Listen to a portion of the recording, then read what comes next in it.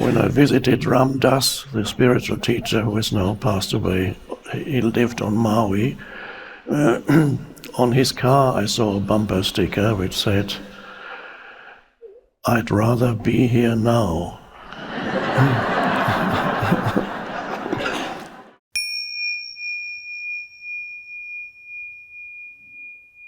So as you go back into your regular daily life,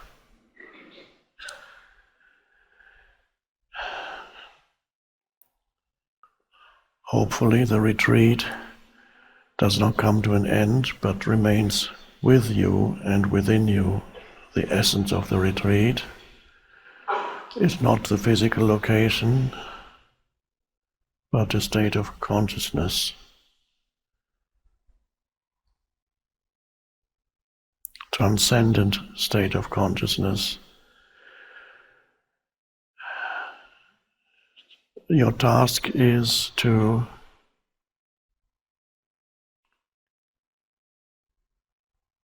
live, one could say, in both worlds or both dimensions at the same time.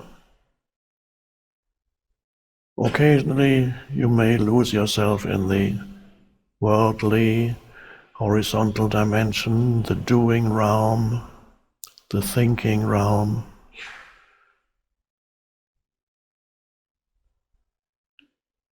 And usually when that happens, you will notice dysfunctional, unpleasant inner states arising very quickly: anxiety, fear, anger, irritation, resentment, trouble. And if you're in that state and then are disconnected again from the transcendent, the being dimension, the other dimension, then that's the unconscious state, and if there is no trouble, you will create it. That's what humans do. Troublemakers. Both on an individual level and collectively. If you want to learn about troublemaking collectively, and watch the news.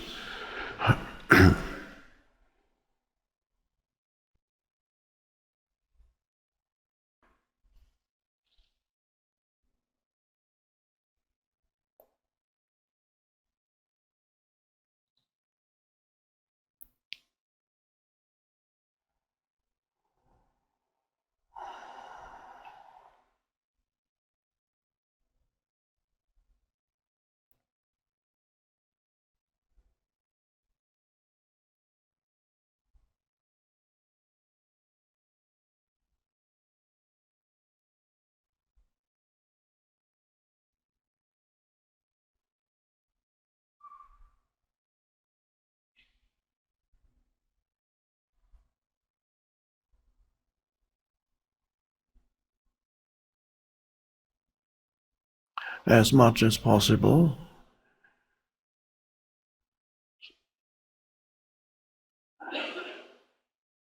have the main focus of your attention in your daily life in the present moment. The rest of your attention, so that's the main focus. Here's this. The rest of your attention is where you want to go to. Whatever task you're engaged in has a certain purpose. The purpose is you want to finish the task, then it has achieved its purpose, and that's here. And that's in your peripheral, the peripheral vision of your consciousness. That's where you want to get to. And this is what you're doing in order to get there. And your main attention is not where you want to get, and in the meantime you're just doing it in order to get there. You can see how that already creates an inner stress. I'm here, but I want to be there. That's the normal way of living, is the main part of people's attention is there, but in the meantime they are here, where they don't really want to be. To rather be there, as shown in famous stickers, on bumper stickers on cars, which say something like, "I'd rather be fishing."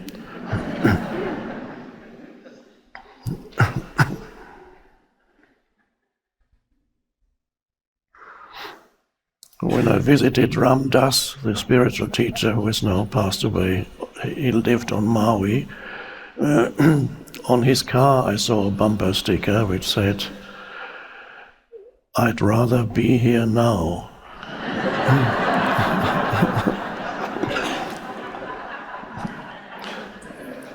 That's a good teaching on a bumper sticker.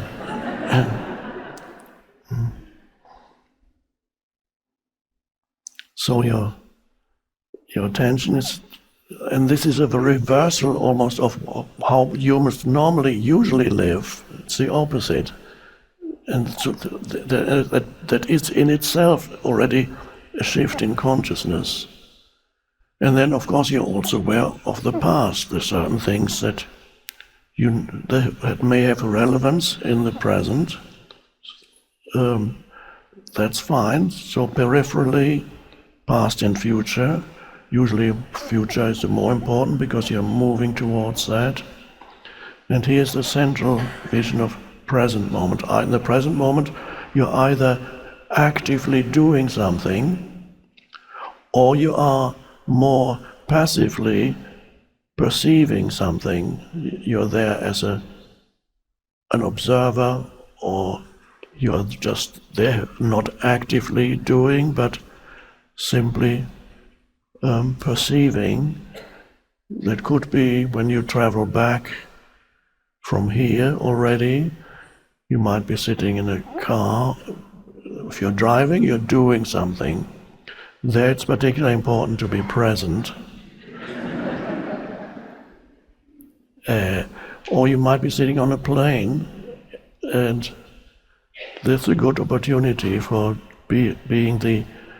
you go into the witnessing mode.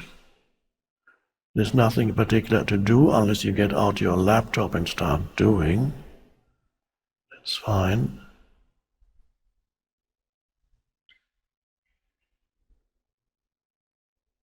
And sometimes situations arise that are problematic. That's quite normal in life. They are challenging rather than problematic.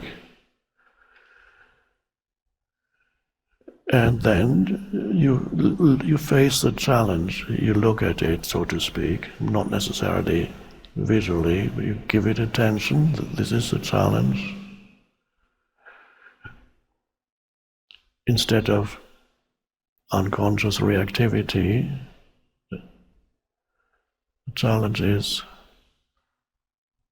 your flight is cancelled. Oh. It's not one of the greatest challenges a human can have, but some people react as if it were.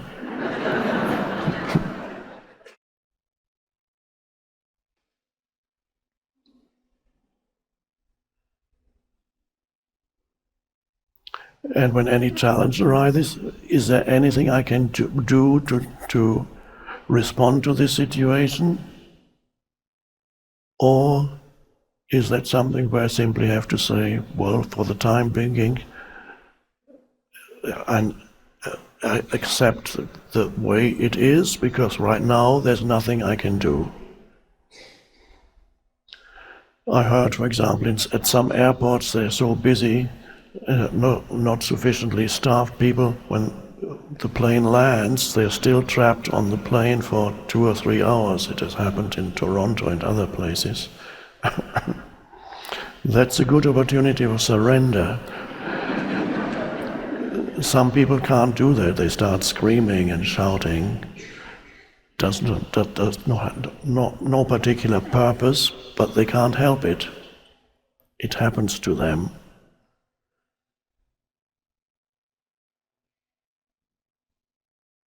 So always the question is this an opportunity for surrender, or is action called for?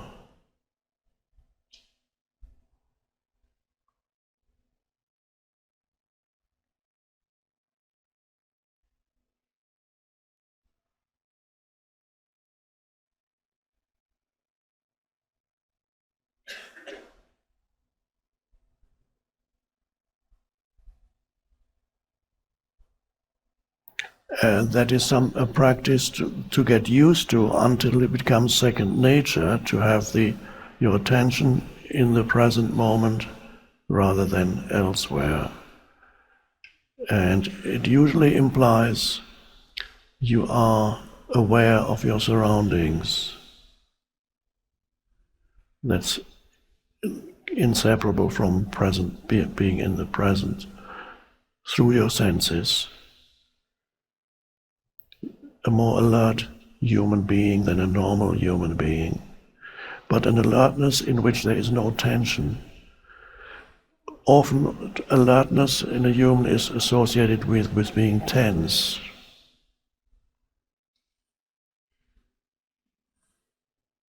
But there's an alertness without tension.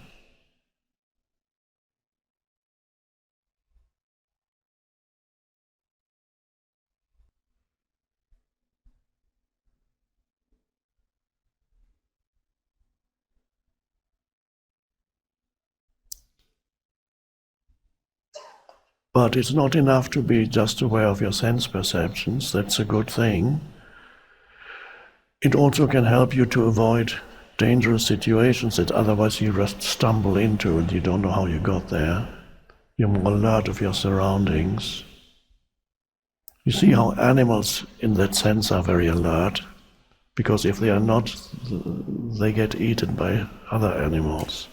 So many animals have this incredible alertness, not the same as the human alertness, but it is an alert awareness of their surroundings that many humans don't have. They walk in the street, and they're not really there in their mind thinking about all kinds of things except where they are, and so they're not here. Whereas the bird sitting on a branch, or the deer that's stepping out of the forest, and there's a field, and the deer stops for a moment, and the ears, they're very huge ears, they go. And it can hear probably 100 times better than the human.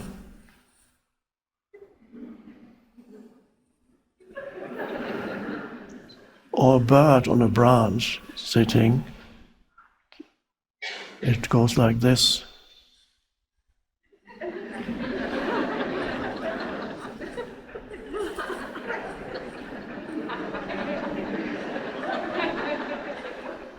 And then suddenly it goes. And of course there's no decision making involved. When a bird suddenly flies off, it did not think, I'm now going to fly off this branch and I'm going to go over there. It just happens. There's a flow to life. There's no mind. There is a consciousness there, but there's no conceptualization at all. But when an animal rests, an animal also rests completely. It is completely at rest. Not thinking about my life. I have to figure something out.